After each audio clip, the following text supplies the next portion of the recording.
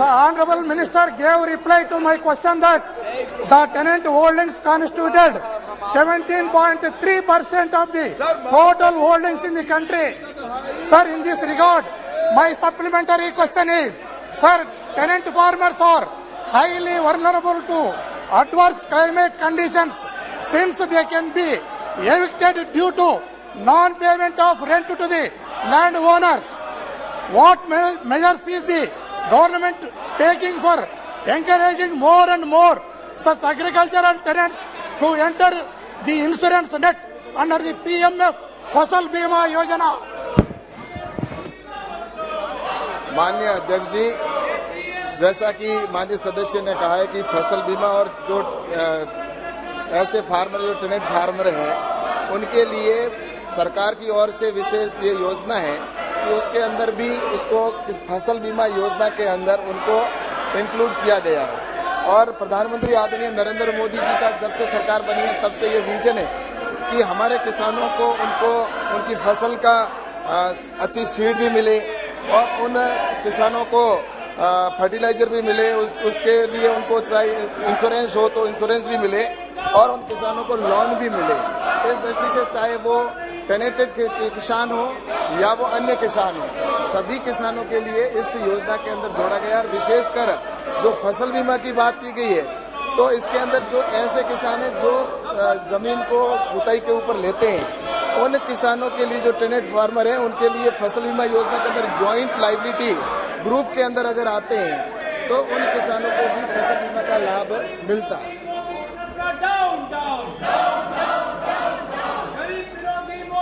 My second supplementary. Okay.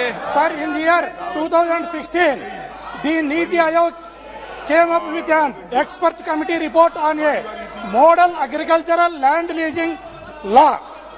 They are also suggesting various reforms with respect to legalization of land leasing, recording of the same, regulations on rent. Among others, what measures has the government for implementation of these suggestions?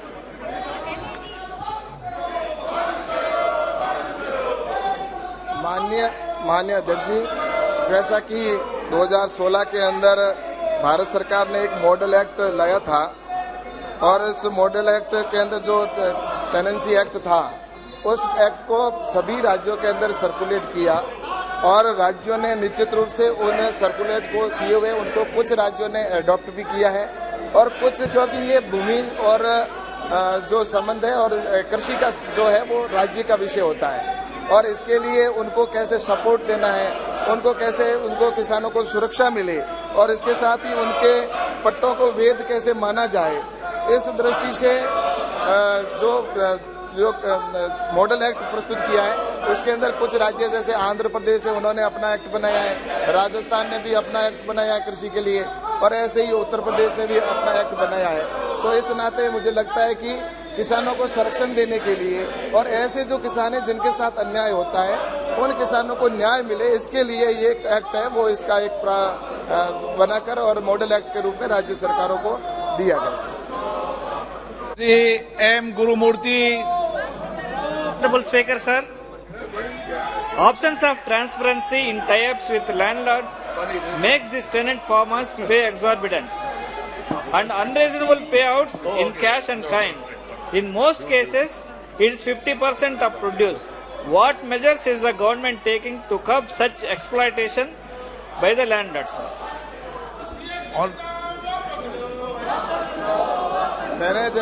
माननीय अध्यक्ष जी, मैंने जैसा कहा कि ऐसे किसान हैं जिनको फसल बोने के बाद में अगर उनके साथ उत्पीड़न होता है तो उनके लिए कानून बना हुआ है और वो कानून के अंदर अगर आते हैं और कानून के दायरे के अंदर वो अगर जाते हैं तो उनको निश्चित रूप से उनका संरक्षण मिलता है। और उसके लिए जो भूमि स्वामी है वो भूमि स्वामी अपने जब एग्रीमेंट पहले करता है तो उस समय जो उसकी शर्तें उसके आधार पर वो अगर राज्य का एक्ट है उसके अंदर जाकर अगर न्याय मांगता है तो निश्चित रूप से न्यायालय के द्वारा उन ऐसे किसानों को संरक्षण भी मिलता है और न्याय भी दिया जाता है। संजय जायसवाल जी। बहुत धन्यवाद अध्यक्ष जी।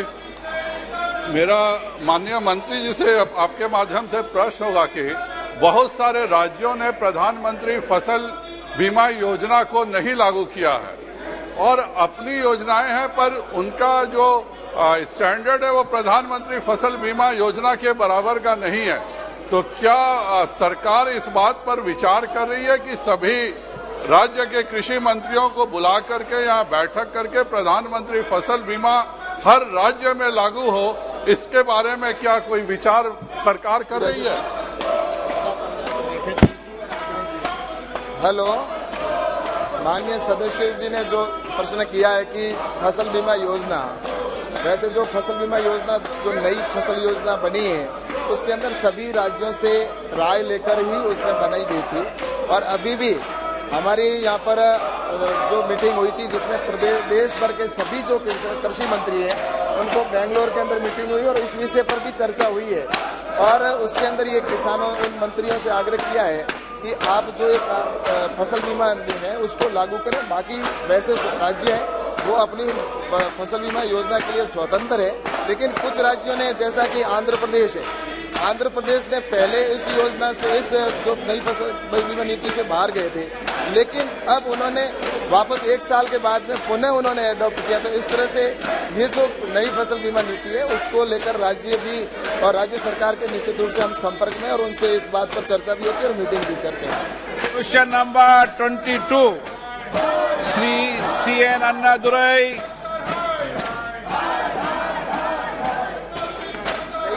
माननीय मंत्री जी Shri Gajanan Kirtikar ji. Okay, Shri Gajanan Kirtikar ji, Shri SS Pallikam ji, please आज क्वेश्चन। नो, श्री मलुक नागर जी। मैं माननीय मंत्री जी से पूछना चाहता हूं कि जो फूड प्रोसेसिंग मिनिस्ट्री के अंडर जो गन्ने के रेट बढ़ाने की बात आती है, जो थोड़ा सा सरकार ने बढ़ाया उसके लिए धन्यवाद, लेकिन देश में कोई भी ऐसा नहीं है कि जहां पे गन्ने पे पेमेंट रुकी हुई है उस पे ब्याज नहीं मिलता और कहीं पे। अच्छा सब दूसरा इसमें जुड़ी हुई चीज, दूसरी जुड़ी हुई चीज कह रहा हूं, दूसरा कि मेरठ पश्चिम उत्तर प्रदेश, जहां बागपत लोकसभा, मेरठ लोकसभा, मुजफ्फरनगर लोकसभा, सहारनपुर लोकसभा, बिजनौर लोकसभा, नगीना लोकसभा, गाजियाबाद लोकसभा, अमरोहा लोकसभा, मेरठ में R&D रिसर्च के लिए कोई इंस्टीट्यूशन खोलने की प्लानिंग है या नहीं है?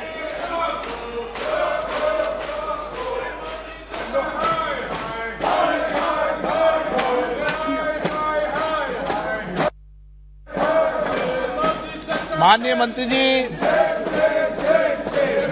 जी जवाब जरूर देगा जी, इस पर भविष्य में विचार किया जाएगा। ओके, श्रीमती चिंता Anuradha. Thank you, sir. A Center for Excellence with an expenditure of 10 crores in non-thermal processing was recently inaugurated at National Institute of Food Technology, Entrepreneurship and Management, Tanjavur, with an aim to promote next generation technologies and meeting global standards in research and academics in the field of food processing. Does the government propose to establish any such centers in the state of Andhra Pradesh? Thank you, sir.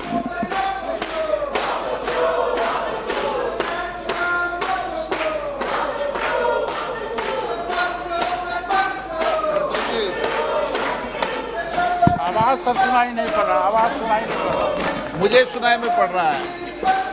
Tamil Nadu में स्वीकृत परियोजना 81 है, जिसमें mega food park 1 है, cold chain 16 है, mini food park 11 है, unit 24 है, backward forward 9 है, लैब 20 है, ऑपरेशन ग्रीन है, जिनका प्रोजेक्ट कॉस्ट 1328 करोड़ रुपया है और स्वीकृत 348 करोड़ रुपया है। Question number 23 Shri Deepak beige. माननीय सदस्यगण, आपने बहुत महत्वपूर्ण प्रश्न लगाया है, किसानों के समर्थन मूल्य पर प्रश्न लगाया है। आप सदन में प्रश्न नहीं करना चाहते, तख्तियां लेकर आ रहे हैं। ये दादा नियमों की किताब लेकर खड़े हैं और नियमों की किताब आपने पढ़ रखी है। ये नियम की किताब, दादा नियम की किताब पढ़ाओ इनको। नियमों के तहत 349 के तहत सदन के अंदर तख्तियां लेकर आना उचित नहीं है। ये परंपरा ठीक नहीं है।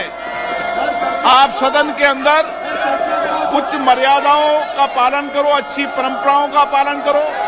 महत्वपूर्ण प्रश्न आपने लगाया किसानों पर, समर्थन मूल्य पर। बाहर जाकर किसान की बात करते हो, अंदर सदन में किसानों की बात नहीं करते हो। बाहर जाके महंगाई की बात करते हो, सदन के अंदर महंगाई की बात नहीं करते। आपको पिछले सत्र में मैंने महंगाई की चर्चा के अलाउ किया था, आपने चर्चा नहीं की उस पर। ये उचित नहीं है, गलत तरीका है। नो, आप सदन में चर्चा नहीं करना चाहते। मैं हर विषय पर, हर मुद्दे पर आपको चर्चा करने का पर्याप्त समय, पर्याप्त अवसर देता हूं। सभा की कार्रवाई